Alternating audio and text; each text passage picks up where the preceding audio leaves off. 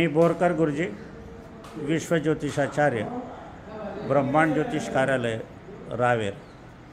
आपण अंमळनेर विभागात आलेलो आहे. अंमळनेरपासून जवळजवळ 50 किलोमीटर कपिलेश्वर महादेवाचं प्राचीन मंदिर आहे. या ठिकाणी आम्ही माझी पत्नी स्वर्गीय सौ निर्मलाबाई बोरकर यांच्यासोबत 20 वर्षापूर्वी आलो होतो. त्यावेळेला इथे घनदाट जंगल होतं आणि इथे काही बांधकाम वगैरे पुजारी मंडळी काहीही नव्हती. परंतु आता पुजारी मंडळी इथे आलेली आहे. इथे मोठा हॉल यांनी प्रशस्त बांधलेला आहे आणि ही सगळी मंडळी UPची आहे. ही UPची मंडळी असत असताना हा बालक इथे बसलेला आपल्यासोबत. हा बालक UPचा आहे, अयोध्याचा. असं असताना आपका नाम क्या है? ब्रह्मचारी आप क्या करते हो यहाँ? हम अपने गुरुजी के पास। गुरुजी क्या करते यहाँ? गुरुजी पढ़ाते हैं, मंदिर की देखभाल करते हैं। यहाँ पढ़ने वाले कितने लोग हैं? 40 से 50 हो जाते हैं बच्चे। और यहाँ खाना पीने का इंतजाम गुरुजी करते हैं। यहाँ कुछ फी लगती है? कुछ नहीं। यहाँ स्वयं प्रेरणा विना मूल्य है? नहीं। और यहाँ जो कपिलेश्वर मंदिर है, ये कपिलेश्वर मंदिर के बारे में आपको क्या जानकारी है? ज़्यादा तो कुछ नहीं, ज़्यादा तो गुरुजी को मालूम होगा। अच्छा क्योंकि अच्छा। हम नए हैं। यहाँ कितने साल हो गए आ गए आप? 3 साल हो गए। अच्छा अच्छा। आपके माता पिता? हमने यहाँ पे संन्यास लिया अपने गुरुजी के पास। संन्यास तुमने लिया, पर माता पिता ने नहीं लिया ना? तो माता पिता अपने घर होंगे। घर होंगे। अच्छा उनको क्या मतलब है? अच्छा अच्छा अच्छा. या मुलाची आपण मुलाखत घेतलेली. सुंदर मुलगा आहे, गोड आहे, अगदी माहितीपूर्ण देतो. त्याला जेवढी माहिती आहे त्यांनी आपल्याला माहितीपूर्ण त्यांच्याजवळ असलेलं हे एक विनामूल्य पुस्तक दिलेलं आपल्याला. आपण आता मंदिराकडे जाऊया आणि बघूया. या मंदिराकडे जाताना आपल्याला हळूहळू आपण जाऊया आणि प्रवास करूया. आपला लहानसा पैदल प्रवास.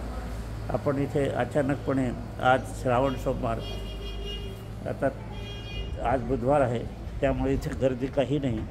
पण इथे प्रचंड गर्दी असते. 2-2, 3-3 किलोमीटर लांब इथे लागतात. आणि इथे हे जे पात्र आहे, हे पात्र जे आहे, हे पात्र कोणत्या नदीचं आहे आपण यांना विचारूया. का हो, हे 3 नद्या कोणत्या आहे इथे? ताप्ती, पांजरा, कपिलगंगा या नद्यांचा संगम आहे. 3 नद्यांचा. गुप्तगंगा. आणि इथे जवळ कुठलं गाव आहे नदीच्या पार? बेटावतला कसं जावं लागते? नावेने जावं लागते. अच्छा. आता आपण पाहूया. इथे दीपमाळा आहे. दीपमाळा आपण हे पाहत असताना हे पात्र आपण बघणार आहोत. किती विस्तीर्ण पात्र आहे आणि इथे नावा पण चाललेले आहे. इथे आपण जेव्हा बघायला गेले, उन्हासाठी सावली टाकण्याला शेड लावलेलं आहे. परंतु थंड गारा हवा आहे. आणि उत्कृष्ट आपण बांधकामाकडे जाणार आहोत. कपिलेश्वर मंदिराच्या बांधकामाकडे आपण जात असताना हे मंदिर बघा.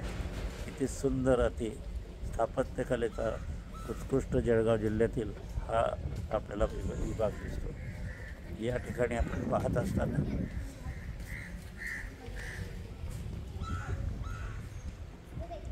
नंदी आहे.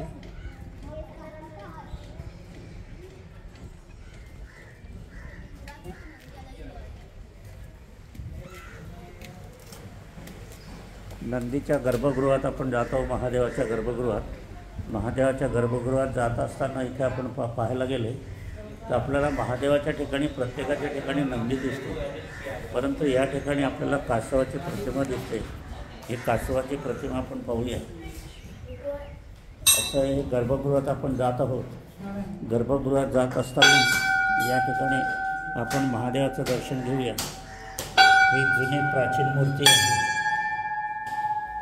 प्राचीन मूर्ती आपल्याला बघायला गेली तर खऱ्या अर्थाने ही प्राचीन मूर्ती आपण बघत आहोत. ही प्राचीन मूर्ती आहे. सर्वप्रथम ही मूर्ती आम्ही 20 वर्षापूर्वी पाहिलेली होती. नंतर या ठिकाणी दुसऱ्या महादेवाची स्थापना झालेली आपण बघत आहोत. आणि या ठिकाणी हे पार्वती आहे. पार्वती असल्याकारणाने हा जो महादेव आहे हा संसारी महादेव म्हटला जातो.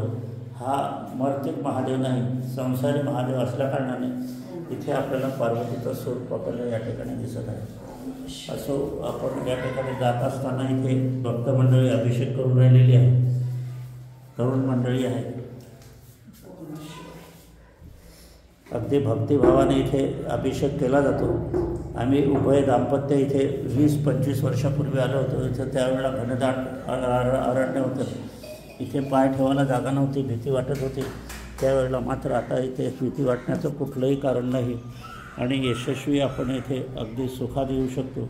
असं हे जळगाव जिल्ह्यातील प्राचीन शिवमंदिर आहे. आणि शिवमंदिर आपण या ठिकाणी बघत असताना आपल्याला या ठिकाणी कपिलेश्वर मुनी जे होते ते कपिलेश्वर मुनी ह्या ठिकाणी आले होते. आणि ह्या कपिलेश्वर मुनीने त्यांच्या स्वप्नामध्ये हे महादेवाचं ठिकाण आलं होतं. आणि याची आख्यायिका मोठी प्राचीन आहे. हे मंदिर ह्या ठिकाणी आपण बघत आहोत. बघूया काय आहे ते.